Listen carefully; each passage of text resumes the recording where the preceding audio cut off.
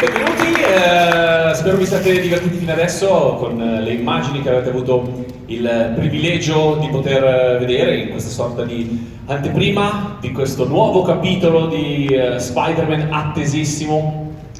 50.000 adesioni appena sono state aperte le prenotazioni online in meno di 12 ore, fanno capire quanta attesa c'è per questo film, il successo di questo personaggio che è enorme. Siamo arrivati all'8º capitolo di questa saga. In questo capitolo c'è un cast incredibile: Tom Holland, Zendaya, William Dafoe, Jamie Foxx. Per dire i fan di vecchia data di Spider-Man, c'è questo multiverso che avete iniziato un po' a scoprire, in cui tutti i cattivi, anche i cattivi della storia di Spider-Man, possono ritornare per cercare vendetta. E poi la notizia forse principale in questa nuova trama, cioè l'identità di Spider-Man che viene rivelata. E quando l'identità di un supereroe viene rivelata è la fine. Quando tutti sanno chi è il supereroe, per il supereroe è la fine. È come se tutti conoscessero il numero di Diletta Leotta di telefono, no? Cioè, insomma, diventa come se tutti conoscessero le ultime 3 cifre della carta di credito di Cristiano Ronaldo. Sono quei segreti che vanno protetti fino alla fine, però insomma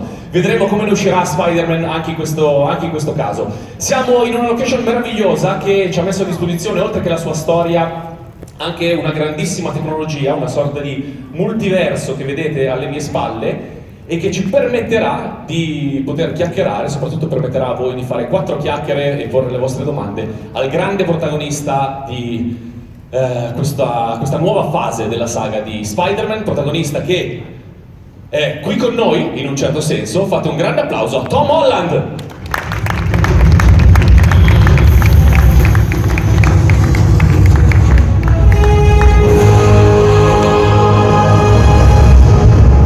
Signore e signori, Tom Holland! Hello everyone, hi, thank you for joining us this evening. Hello Tom, how are you? I'm good, thank you, how are you? I'm pretty good. Where are you exactly? I am in Los Angeles, Uh-huh. but my brain and my heart is with you guys in Rome. Okay, you're in Cinecittà Studios with us. And are you excited about this new chapter of the saga?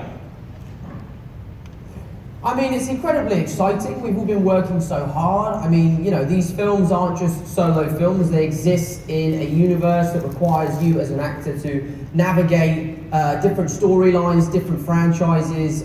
So it's been a lot of work to finally get to this moment. This culmination of these you know, universes and characters is really rewarding, and to be here today promoting the movie is that much more rewarding. So I feel great. I'm very excited to talk to you guys about it and give you all the inside goss. So thank you for having me today. Yeah, I'm still trying to figure out this technology though. I'm still a bit. Yeah, I feel like it's great. I feel like you're right here with me. I have to be honest. Yeah. They've also. I also noticed that they've scaled me up. To everyone in the audience, I'm not actually that big. I'm much smaller than I am on that screen. Okay, but you're about to sit down. I don't know if in this kind of multiverse that we have, you can find a stool or something to sit down. But if you can, we start with a Q&A. Ok? Ok, allora lasciamo sedere Tom Holland, si cerca uno sgabello, si mette comodo, così possiamo iniziare con le domande da parte della stampa. Tom, we are starting with the first question. Okay, let's hear it. Spider-Man è un personaggio fortemente legato al dramma e mi chiedo, visto che questo film sta alzando l'asticella da quel punto di vista, com'è stato per Tom Holland poter utilizzare questi muscoli attoriali ancora di più e probabilmente per tutto il film rispetto ad alcuni momenti che ha avuto in passato? Okay, they ask, Spider-Man it's a drama character.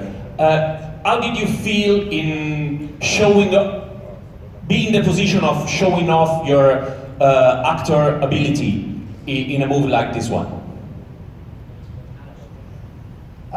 I think it's always a plus, you know. Sometimes I think these films can be misconstrued as popcorn movies, or you know, just they're under this broad umbrella of the superhero kind of franchise.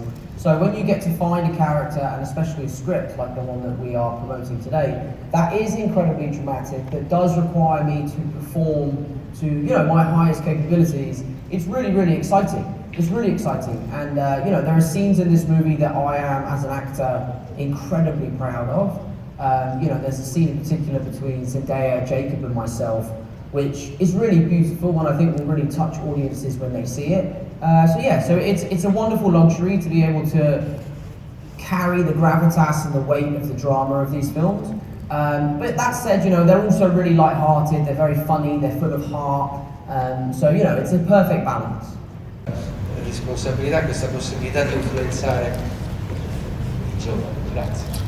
Okay, they want to know how you feel the responsibility towards millions of young people that are pushed to come out in a way, to come out of their shells.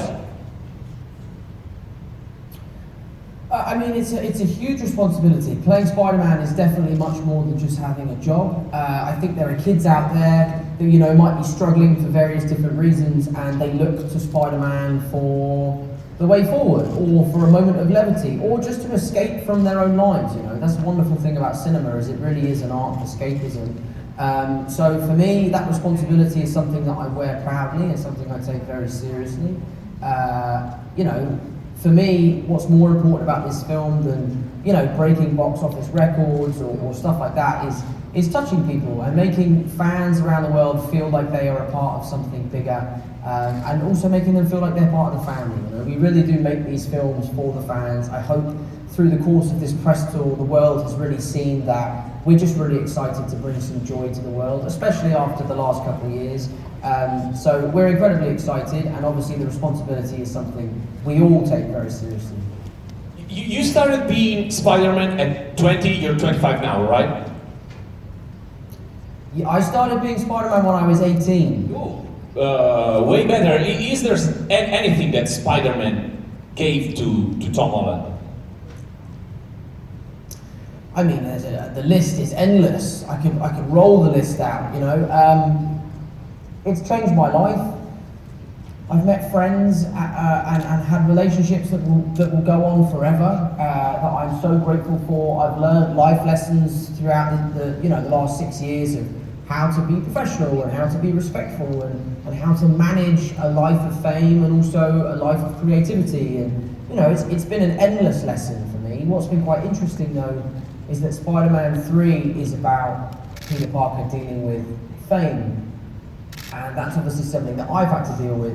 So the previous two films, I feel like I've been learning from Peter Parker, whereas in this film, I feel like he's been learning from me because he's going through something that I've already been through.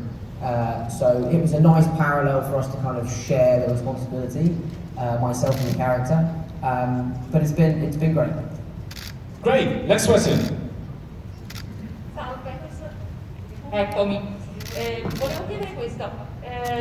Nel film si vedono appunto, ci sono ragazzi che non sono ammessi al college, ci sono appunto quindi dei problemi di questa generazione. Volevo sapere lui che cosa pensava del fatto, si parla appunto anche di identità, volevo sapere che cosa pensava del fatto che l'identità con i social è continuamente messa in discussione e se usarli tanto certe volte può servire appunto, può essere più pericoloso che aiutare. Ecco, lui che cosa pensa dell'uso dei social proprio rispetto alla propria identità che viene continuamente messa in gioco?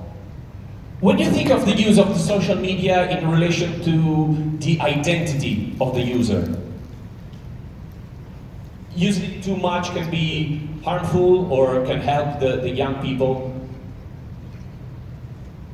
I think, you know, in the right, as anything, too much is never a good thing. You know, when it comes to social media, I do think, you know, we have a responsibility as, you know, people in the public eye to kind of show our real lives. I sometimes think that we can portray that we live these lives that are unobtainable to young people. I think that Instagram can be quite dangerous, and not just Instagram, all social media. I think it can be quite dangerous that young kids are giving off this this kind of fake life that they're living, and then you have these younger kids who are constantly chasing that life, but what they don't understand is that life isn't real. you know, when it comes to social media, everything that everyone posts goes through a criteria of things they have to hit. Sorry, I'm not articulating myself very well, but I think you all understand what I'm trying to say. I do think it's dangerous, but I also think it has a place that can be really supportive. You know, we have a charity that we run, and through that charity we're able to raise money from some amazing causes, and we wouldn't be able to do that without the help of social media. So it's a double-edged sword. Next question. Buonasera, Francesca Pierleoni dell'ANSA. Volevo chiedere, Tom Holland con questo terzo film standalone è la sesta volta che interpreta Spider-Man. Qual è l'aspetto del personaggio che ancora più lo interessa? Grazie. It's your third Spider-Man movie, then you've been in Captain America and stuff. Which is the aspect you most love to explore about Spider-Man? That's a great question.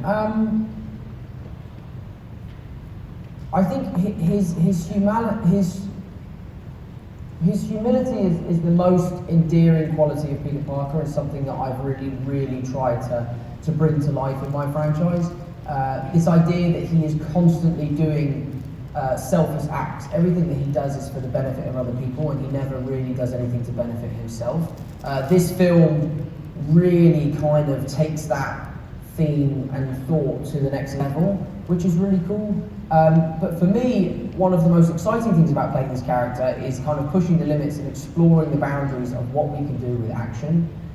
You know, we're blessed that our stunt team, George Cottle and his entire team, are arguably the best in the business, and they have given us this kind of ceilingless room in which we can explore what we can do with this character when it comes to flying around and fighting. So for me, as a kid that loved doing that anyway, it's really awesome to be able to do that on such a big scale with such an amazing character. Do you like to do your own stunts? I like to do as much as I am allowed to do. There are some things that are just too dangerous, or just I don't have the right skill set. You know, my two stunt doubles, Greg and Luke, are incredibly talented and can do things that I could never dream of doing. So sometimes, for the sake of the character, it's better that they do the stunts because they can just do a better job than I can. But then again, there are some things that do require real character moments within the action, so therefore I would definitely step up and do the stunt. But you know, my stunt double Luke got smashed through a staircase, and then Greg got smashed through the floor, and I don't want to do that anymore. I don't want to do that. It's too painful. And they're great at it. Next one. From this news. Ok, sì. Il popolo dei fan dei supereroi è tradizionalmente molto tradizionalista, appunto. Come pensa possa cogliere questa grande novità epocale e la rivelazione dell'identità? Grazie. How do you think diehard Spider-Man fan will deal with this big news of knowing that Peter Parker is Spider-Man? I'm not sure. I mean, it's interesting. Change is good, you know, but change is scary. And I know that, you know, in the past, Marvel and Sony have made decisions about characters that hasn't necessarily been well received by the general public. But then when they've seen the film, they've fallen in love with those decisions. Every decision we make at Marvel and Sony is calculated and done for a reason. So I hope that the fans enjoy this new aspect to a character that we know and love so well. You know, so I'm really excited to see what fans think. What I think they will think, I don't know. I don't know the answer to that question, but I know that I'm very excited to see their reactions. And you know, for me as an actor, challenge and change is always a good thing because it means you're doing something new. So I was very excited for this piece of information, but very worried at the same time. Ok, sì. Ciao Tom, il tuo Spider-Man parla soprattutto di crescita. La sensazione è che No Way Home avrà un grande impatto sulla crescita del tuo Peter. che cosa ha significato per te crescere con questo personaggio? E un'altra domanda, visto, parlando appunto sempre di crescita e di generazioni, come è stato recitare al fianco di alcune vere e proprie leggende dell'universo cinematografico di Spider-Man come Alfred Molina e William Dafoe? Grazie. Okay, this new chapter is a lot about growing up. So how did you grow up with Spider-Man, and how was it to be able to act side to side with great Spider-Man's icons like William Dafoe, for instance? It's been incredible. I mean, I've grown up watching the Spider-Man movies. As a child, he was always my favourite character, so to bring him to life myself has been a huge honour, but then to get the opportunity to share the screen with some of my favourite villains from the past has just made that reward that much better. It was really interesting seeing them kind of embody these characters again. You know, I think Willem, it's been over 20 years since he played the Green Goblin. So it was amazing. It was really amazing. They were very gracious, very kind. They made the experience that much more enjoyable. And I think fans will love the nostalgia of seeing these characters come back to life, but also love the changes that we've made to their characters in order to give them a kind of fresh take. Can you see? Ah, ok, non si è glitch, non si sente più l'audio. Grazie mille a Tom Holland per essere stato con noi. Spider-Man No Way Home è in uscita. Grazie mille a tutti per essere stati qui questa sera. Buon proseguimento di serata e buon divertimento.